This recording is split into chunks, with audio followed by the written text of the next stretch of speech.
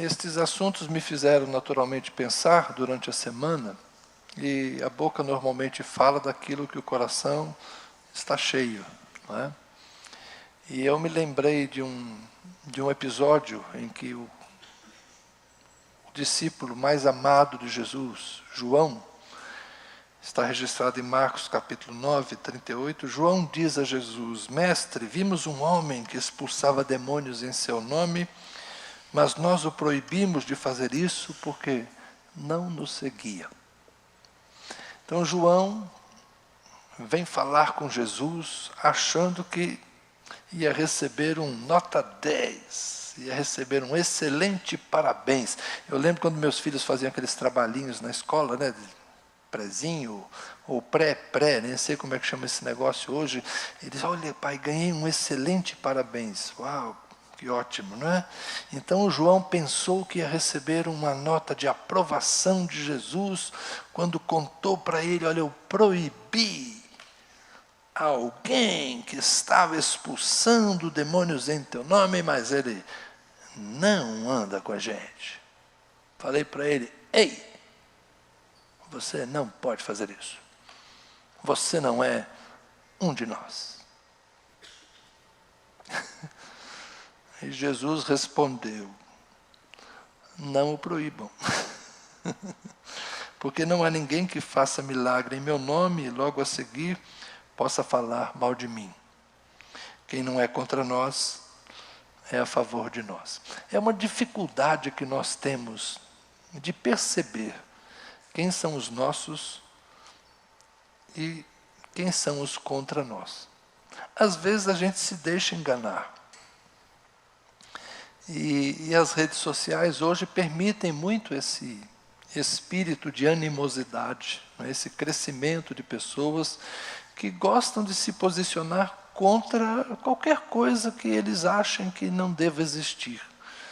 E é impressionante como as pessoas escutam mal. As pessoas não entendem o que está sendo falado, mas já se posicionam contrário porque de alguma forma pré-julgam. Então é um caso comum, isso não é novo, isso sempre aconteceu, mas agora existe uma ferramenta de ataque, né, digamos assim, que está sempre disponível e as pessoas não têm, às vezes, o cuidado no uso da palavra. Já Provérbios fala tantas vezes, né, que a morte e a vida estão no poder da língua. Você tanto pode usá-la para abençoar, uma palavra oportuna, dita de forma agradável, é como uma maçã de ouro numa salva, numa bandeja de prata. Uma coisa preciosa, não é? Mas também a palavra pode ser usada para ferir, ela pode trazer a morte. Então hoje a gente convive num mundo de muitas opiniões e muitos embates intra-eclesiásticos. Tem as discussões doutrinárias, as discussões denominacionais, as discussões bíblicas. É um tal de chamar um de herege, outro de herege, outro de herege. Herege as pessoas acham que é uma palavra que pode ser usada à torto e à direito. As pessoas se esquecem que no passado o herege era queimado na fogueira. Não que fosse certo fazer isso, mas era pena de morte, era pena capital. Então você dizer que alguém é herege é uma coisa tão pesada, tão dura, e às vezes ele é só alguém que pensa diferente de você, que é o sentido básico de heresia, não é? Mas o que eu quero compartilhar com vocês hoje é que nós precisamos, de fato, de cura. Nós precisamos de cura. Para que os nossos olhos voltem a enxergar a nossa realidade como rebanho do Senhor. E para mim o melhor texto para isso foi escrito pelo próprio João. É interessante que o João, que lá no Evangelho de Marcos registra o dia que ele falou para Jesus: eu proibi alguém de fazer algo, expulsar demônio em teu nome. Esse próprio João, anos depois, décadas depois, vai escrever palavras de Jesus, dizendo: tenho outras ovelhas que não são deste aprisco. Preciso trazer também estas. É irônico, não é? Que o João, que um dia disse para Jesus: eu o proibi porque ele não anda conosco, décadas depois ele vai escrever Jesus dizendo: tenho outras ovelhas não deste aprisco. Preciso trazer também estas. Abra a sua Bíblia não. Projete, por favor, para mim, Evangelho de João, capítulo 10. João capítulo 10 é um texto muito bonito em que Jesus se apresenta como o bom pastor. Há muitas metáforas que Jesus emprega sobre si mesmo no Evangelho de João. Eu sou o pão vivo que desceu do céu, eu sou a água viva, mas eu sou o caminho, verdade e vida, eu sou a videira verdadeira. Mas hoje eu queria falar no capítulo 10 do Evangelho de João, quando Jesus se apresenta como o bom pastor. Verso 1 do capítulo 10 diz: em verdade lhes digo, quem não entra no curral das ovelhas pela porta, mas sobe por outro lugar, esse é ladrão e salteador. Aquele, porém, que entra pela porta, esse é o pastor das ovelhas. Para este o porteiro abre, as ovelhas ouvem a sua voz, ele chama as suas próprias ovelhas pelo nome e as conduz para fora. Depois de levar para fora todas as que lhe pertencem, vai na frente delas e elas o seguem porque reconhecem a voz dele. Mas de modo nenhum seguirão o estranho, pelo contrário, fugirão dele, porque não conhecem a voz dos estranhos. Jesus fez esta comparação, mas eles não compreenderam o sentido daquilo que ele falava. Esse episódio acontece logo depois da cura de um cego de nascença e está havendo um embate de Jesus com os líderes judeus. O cego de nascença foi chamado de mentiroso, os pais dele foram inquiridos, enfim, houve toda uma confusão lá. E então Jesus, diante desta confusão que se instala, ele vai dizer: eu sei quem são minhas ovelhas, eu as conheço pelo nome, e eu sei quem são aqueles que não têm direito sobre o rebanho, porque eles não são os pastores do rebanho. Então, Jesus está falando aqui de uma relação de conhecimento e de cuidado. Ele usa a figura do pastor e da ovelha, e é interessante que isso entrou tanto na cultura cristã, que o título que me é dado é de pastor, embora eu não tenha a menor habilidade com os ovinos, né? Ou os caprinos, ou os bovinos, ou os equinos. Eu não conheço nada desse negócio. Meu negócio é lidar com gente, mas eu sou chamado de pastor. E hoje, quando alguém diz que é pastor, se de fato ele cuida de ovelhas, ele precisa dizer: não, mas não é pastor de igreja. Eu sou pastor de ovelhas mesmo, eu crio ovelhas, né? Porque isso é muito mais raro do que encontrar pastor de igreja. Pastor de igreja a gente tropeça. Aqui deve ter uma meia dúzia ou mais. Então tem muito pastor de igreja por aí. Mas pastor de ovelha é raro, não é? Eu tenho só um amigo que está lá no Rio Grande do Sul. Foi policial militar muitos anos, reformou, voltou lá para o sul e resolveu, nas terras que foram do pai dele, criar gado. Ele tem vacas e bois e ovelhas. E é uma coisa muito interessante. Eu já estive 2 vezes lá nas terras dele, ver ele bota as ovelhas para o curral, cuida das ovelhas, bota as ovelhas para fora. É uma experiência muito interessante. E elas de fato conhecem a voz dele. Quando ele grita com elas, elas sabem o que ele quer. Então elas se movimentam e se deslocam de acordo com o chamado. Não é tão simples assim como parece, mas é interessante você ver a relação cuidador e ovelha. É muito interessante.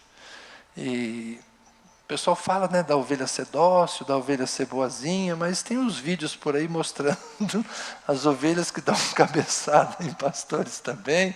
Então, enfim, essa relação do animal com o pastor, ela entrou na cultura cristã, de modo que nós não apenas vemos Jesus como pastor, mas hoje nós usamos o título de pastor. Que no Antigo Testamento pertence a Deus, Yahvé é o pastor, no Novo Testamento pertence a Jesus, Jesus é o bom pastor, mas os que exercem o ofício hoje de cuidar, ou deveriam exercer esse ofício de cuidar, de liderar a igreja, são chamados de pastores. Mas eu não quero falar dessa classe de pessoas, desse clero evangélico. Eu quero falar da relação que nós temos com Jesus, o nosso pastor. Jesus nos conhece por nome. Jesus de fato nos conhece. Quando a gente olha um rebanho de ovelhas, eu confesso que é muito difícil diferenciá-las. Elas são muito parecidas entre si. Mas o texto aqui diz que ele chama as ovelhas pelo nome. E ele as convida para sair e as conduz, e ele vai à frente delas. As pessoas daquela época não entenderam o que Jesus estava dizendo, mas hoje nós somos capazes de entender. Jesus nos convida para segui-lo. Jesus nos convida para nos permitirmos ser orientados por Ele. Jesus quer cuidar de nós. Nós vivemos num país onde o pasto é verde e as águas são abundantes. Mas eles não. Naquela região em que Jesus proferiu essa parábola, é uma região não tão fácil de criar e cuidar dos animais. Então as ovelhas precisam de um humano que os conduza.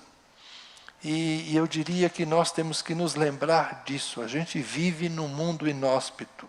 A gente vive num mundo difícil. A maior parte dos seres humanos hoje lutam para sobreviver. A oração, o pão nosso de cada dia nos dá hoje, é uma oração que muita gente faz logo cedo, porque ele não tem segurança alimentar. Não é o nosso caso. A nossa quase totalidade é de gente que não enfrenta esse dilema. A maior parte de nós foi abençoado, foi no mercado, fez uma compra, está lá no cartão de crédito, você vai pagar daqui a pouco a fatura, mas está lá, sua despensa está abastecida. Você vai voltar para casa hoje, você só vai resolver se você vai de novo comer pizza, ou se você vai esquentar o que sobrou do almoço, ou se você vai parar de comer à noite para não ter refluxo, enfim, cada um vai resolver os seus problemas, mas a maior parte de nós está seguro que amanhã tem comida na panela. Mas muita gente não está nessa condição. E Jesus cuida tanto de nós, que temos sido abençoados, temos prosperado, temos a suficiência. Isso é, graças a Deus, nós bendizemos o Senhor, nós louvamos o Senhor pela oportunidade de trabalhar, pela oportunidade de produzir, pela inteligência que Ele nos deu, e a gente aproveitou bem essas oportunidades, e digno é o obreiro do seu trabalho. Então nós estamos colhendo o fruto da nossa própria semeadura, graças a Deus por isso.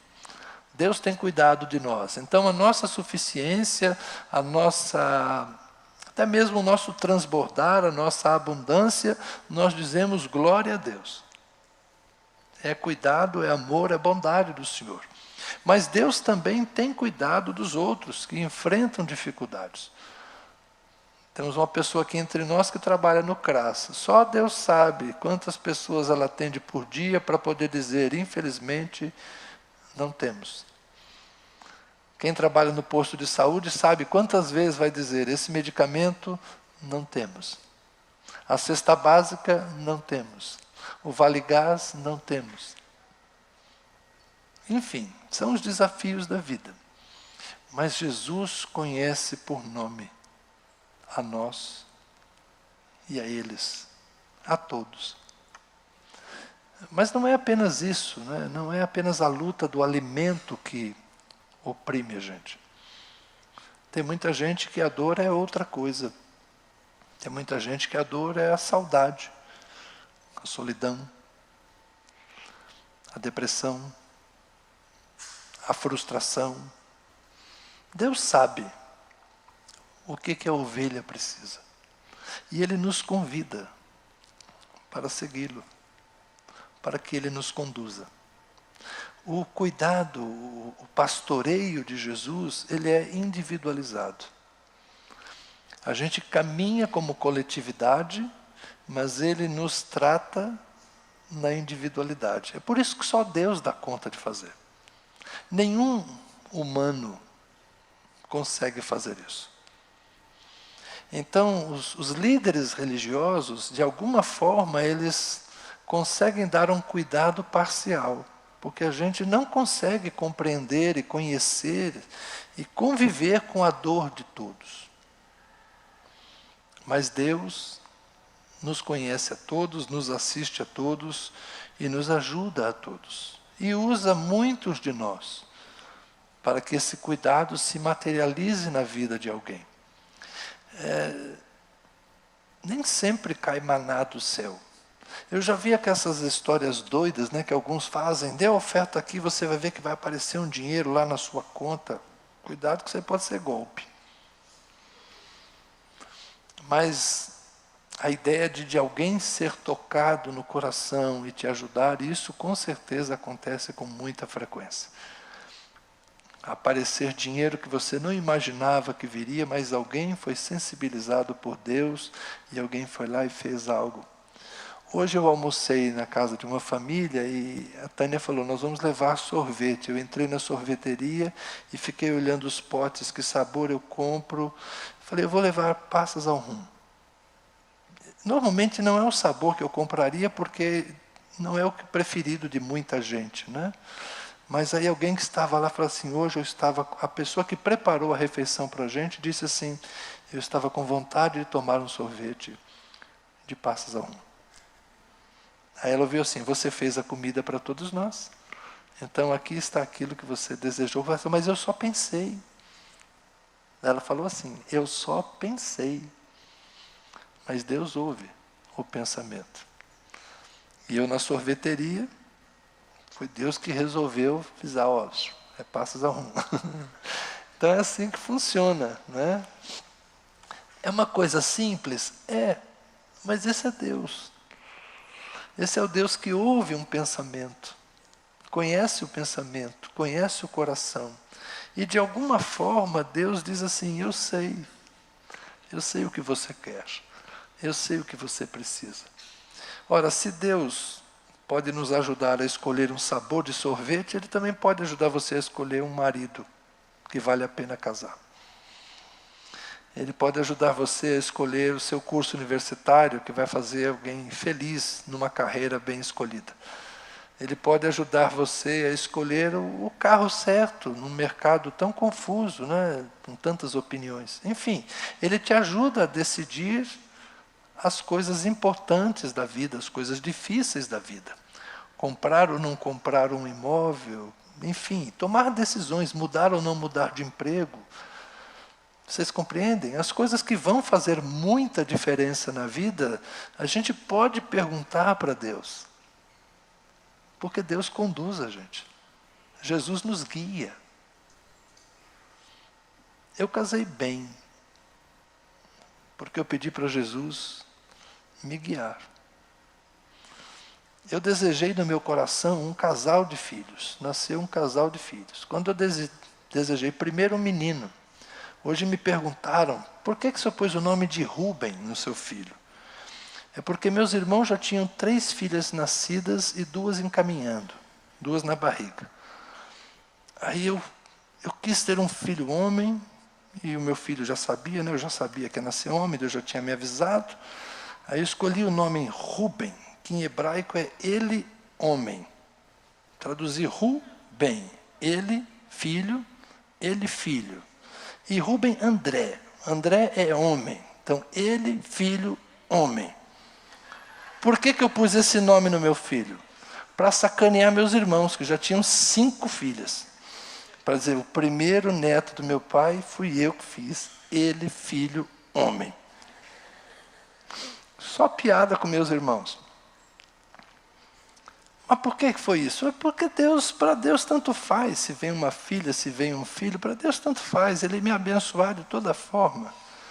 Mas Deus guia, Deus cuida, Deus atende os pedidos do coração. Eu já contei algumas histórias para vocês de coisas que eu nem orava, mas desejava, porque o salmista já disse, deleita-te, tenha prazer no Senhor, e Ele satisfará os desejos do teu coração. Então é Deus que nos guia, é Deus que nos orienta, é Deus que nos abençoa. Agora deixe-se ser conduzido por Deus. O chavão, Deus está no controle, gente, só funciona quando você deixa Deus controlar. Ou quando Deus, na sua soberania, tira tudo de jogo e diz, quem manda aqui sou eu. De vez em quando Ele faz isso. Mas quanto à sua vida, se você quer ser uma ovelha de Jesus, se você quer ser pastoreada por Jesus, você precisa se deixar guiar por Jesus. Sabendo que Jesus te conhece pelo nome, Jesus conhece a tua história, Jesus conhece as tuas necessidades, Ele sabe o que é melhor para você. Mas você precisa discernir a voz. As minhas ovelhas conhecem a minha voz.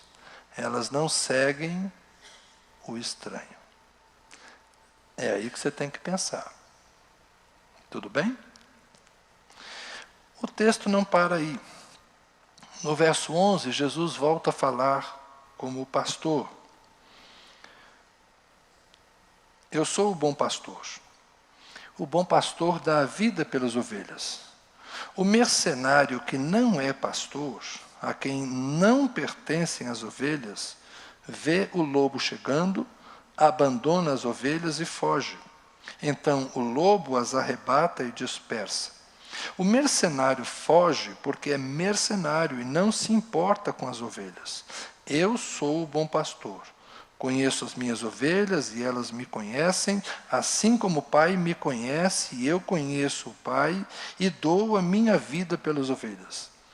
Ainda tenho outras ovelhas, não deste aprisco, preciso trazer também estas. Elas ouvirão a minha voz e então haverá um só rebanho e um só pastor. Esta segunda parte, quando Jesus volta a falar do pastoreio, ele se refere a mercenários. Aqui Jesus não está falando contra o diabo, Jesus está falando contra os líderes religiosos daqueles dias.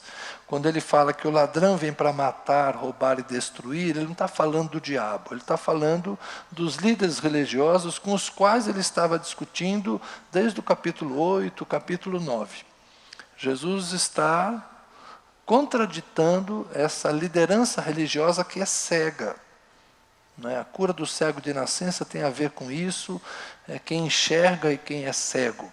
Então, os mercenários, aqueles que exploram o rebanho, mas que não cuidam de fato do rebanho, ou aqueles que entram por outro caminho, que não aporta, mas querem apenas a lã, a carne das ovelhas, essas pessoas não têm interesse em cuidar daqueles a quem Jesus ama.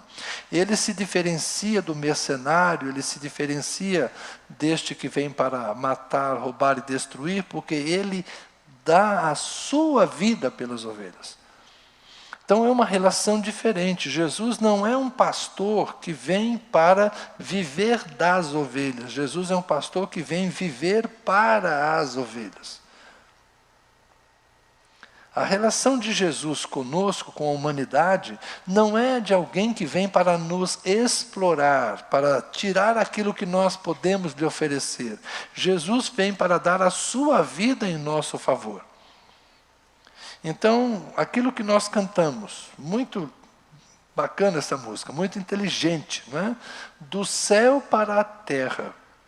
Ele pisa a terra, mas depois ele é erguido da terra para a cruz. Ele não está nem no céu, nem está na terra. Agora ele está na cruz. Da cruz para o sepulcro. Ele não está nem no céu, nem na terra, nem entre o céu e a terra, mas está abaixo da terra. Mas depois do sepulcro para o céu. E quando ele volta para o céu, todo o poder me foi dado no céu e na terra. Jesus assentado nos lugares celestiais, à destra do Pai. Então Jesus assume a sua autoridade, mas primeiro ele desceu à terra, subiu a cruz, para baixo da terra e então para o céu. É muito interessante essa dinâmica da entrega em favor de. Então Jesus não veio para dominar. Ele disse, o Filho do Homem não veio para ser servido, mas veio para servir. Ele vem para ser humilde, mas, como eu disse semana passada, ele voltará na condição de juiz. Mas hoje eu quero falar apenas desse Jesus que veio dar a sua vida. Muitos dos que estão feridos, é porque na sua relação com Jesus, que se dá por meio da comunidade, que se dá por meio da igreja, eles tiveram corrompida essa imagem de Jesus. Esse Jesus que veio para ser o servo, e veio para abençoar, e veio para guiar em amor, de repente, em certas circunstâncias da igreja, se parece uma outra pessoa, né? Se parece alguém que domina, que oprime e que exige. Então tem muita gente que está decepcionada, não com Jesus, mas está decepcionada com essas pessoas que, em nome de Jesus, fizeram coisas que não deveriam fazer. E são ovelhas que estão se sentindo fora do aprisco.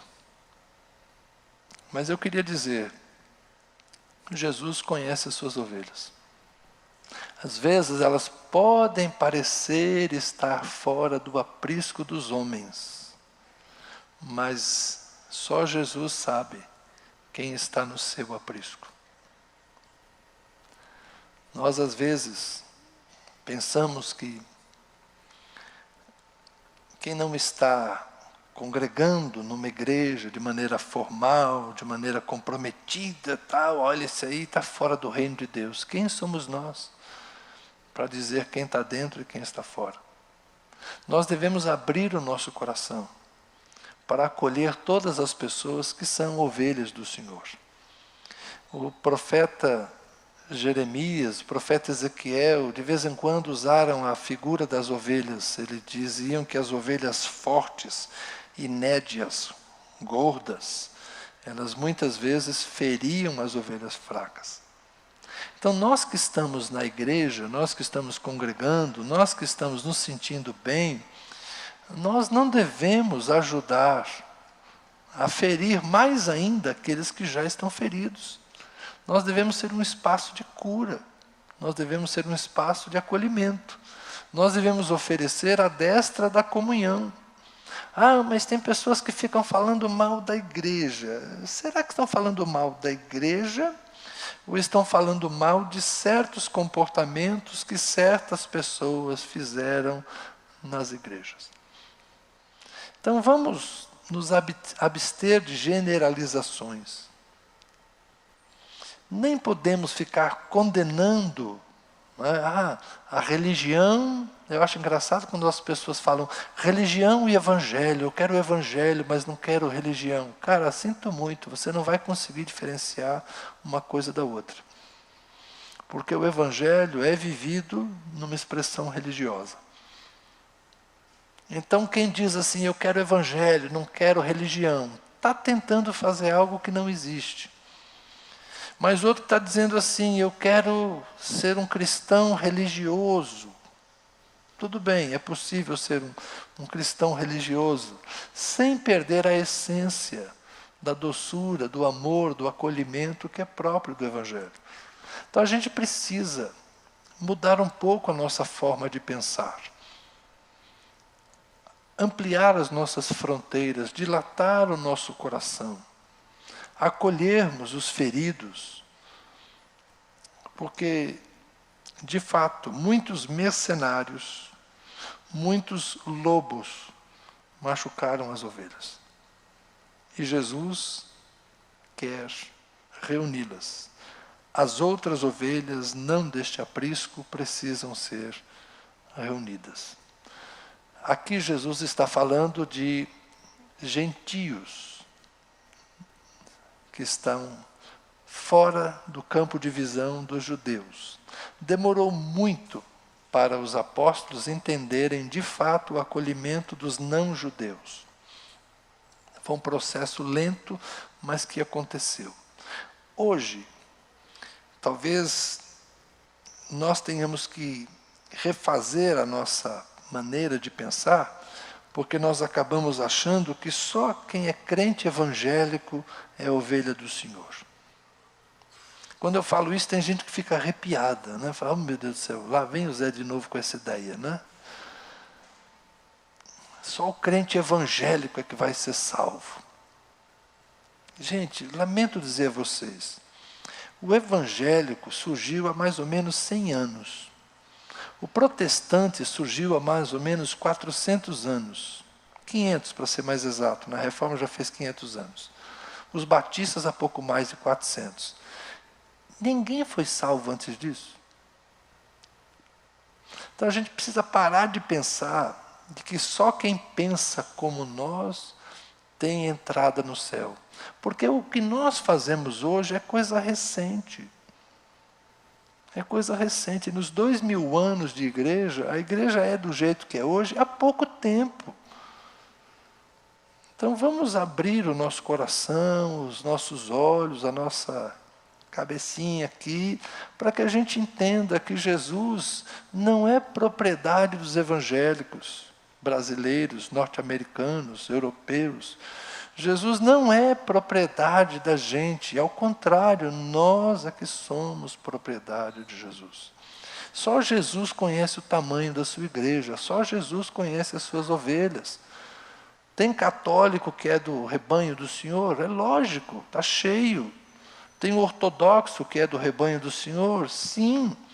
Tem gente que não se identifica com nenhuma igreja e é rebanho do Senhor? Muito provavelmente. Mas como é que a gente identifica eles? Quem disse que é você que identifica as ovelhas? Quem disse que somos nós que temos o direito de dizer quem é e quem não é? O que Jesus disse é, eu conheço as minhas ovelhas. E as minhas ovelhas conhecem a minha voz. Então é o seguinte, seja ovelha e procure andar em comunidade. Mas entenda que Deus tem outras ovelhas, de outros rebanhos, e que Ele vai reuni-las. Elas são diferentes de mim e de você. Como os judeus e os gentios eram diferentes naqueles dias. Como os samaritanos eram diferentes naqueles dias. Hoje são as diferenças dos nossos dias.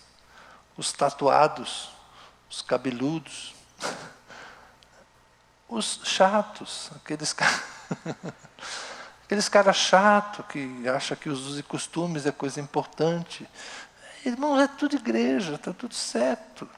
Né? As irmãs que cortam cabelo, as que não cortam, as que depilam a perna, as que não depilam. Está tudo certo, gente.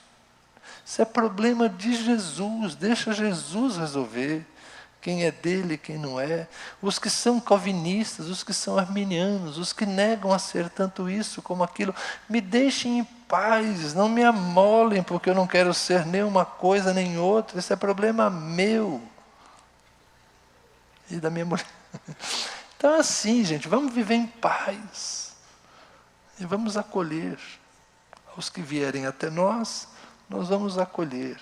Os que andam diferente de nós, vamos amá-los e deixa Jesus cuidar do seu rebanho. O que nós não queremos ser é mercenários. O que nós não podemos ser é gente que tem outro interesse que não seja o de cuidar e o de amar.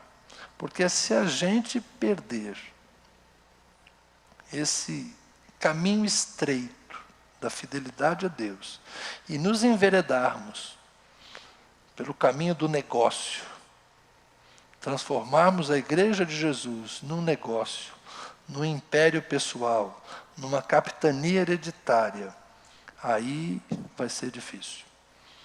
Mas enquanto nós nos mantivermos como igreja, pregando o Evangelho, vivendo o Evangelho e sendo fiéis àquilo que nós entendemos ser o nosso jeito, está tudo bem. Nós não seremos a igreja ideal para todos, mas nós seremos uma resposta de Deus para muita gente. Porque nós somos bênção para nós mesmos, não é? Nós não temos sido bênção para nós? Então vamos dar um jeito de ser bênção para mais gente. Amém? Os músicos podem vir?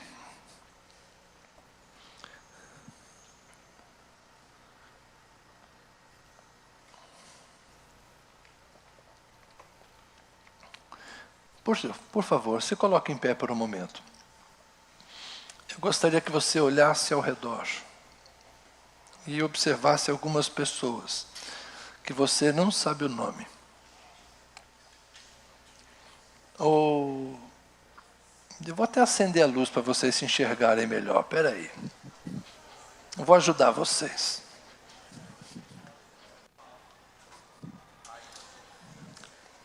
Olha quem está aí, olha quem está aí do teu lado.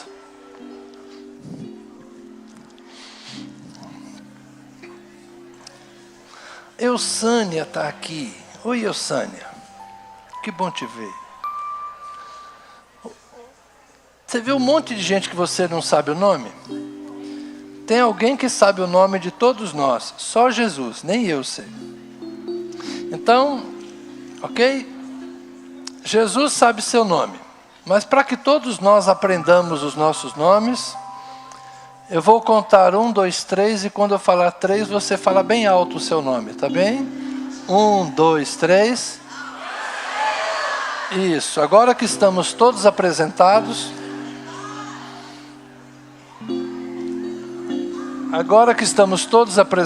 e todo mundo sabe o nome de todo mundo, ficou mais fácil. Só Jesus conhece os nossos nomes aqui. Só Jesus conhece a nossa história. Só Jesus sabe o que você está passando, só Jesus sabe de onde você veio, só Jesus sabe para onde você está pensando em ir quando sair daqui. Mas deixa Jesus te guiar. E o convite que eu te faço é o seguinte: andar sozinho às vezes nos permite ir mais rápido, mas dificilmente vai nos ajudar a ir mais longe. Então, é melhor caminhar com alguém. Vamos orar. Senhor, ser tua ovelha é realmente um privilégio. Saber que temos um pastor, alguém que deu a vida por nós, alguém que nos amou desde o ventre da nossa mãe, quando fomos concebidos, ali o Senhor já nos amou, o Senhor já nos enxergou, o Senhor nos viu. Ah, Senhor, quando nós ouvimos a Tua voz, quando nós ouvimos o Evangelho, quando nós fomos visitados pelo Teu Espírito Santo e compreendemos as coisas espirituais, Senhor, como foi bom. Mas a vida, Senhor, vem nos infligindo feridas e machucaduras. As experiências nem sempre têm sido boas para todos nós. Por isso a nossa oração, Senhor, é: eis aqui o Teu rebanho, eis aqui as Tuas ovelhas, Jesus. O Senhor morreu por elas, nós não podemos deixar de amá-las, nós não podemos deixar de cuidar delas, nós não podemos deixar de ouvi-las, de acolhê-las, porque elas são o teu rebanho, assim como eu também sou tua ovelha, Senhor. Conduze-nos, Senhor. Conduze-nos com amor, conduze-nos com compaixão, conduze-nos com misericórdia, conduze-nos com um espírito quebrantado, Senhor, mas com o coração aberto. Dá-nos uma capacidade maior de ouvir, antes de termos tanta pressa para falar, Senhor. De acolhermos antes de julgarmos, de amarmos, Senhor. Amarmos e perdoarmos antes de emitirmos qualquer palavra dura. Ajuda-nos, Senhor, a nos perdoarmos.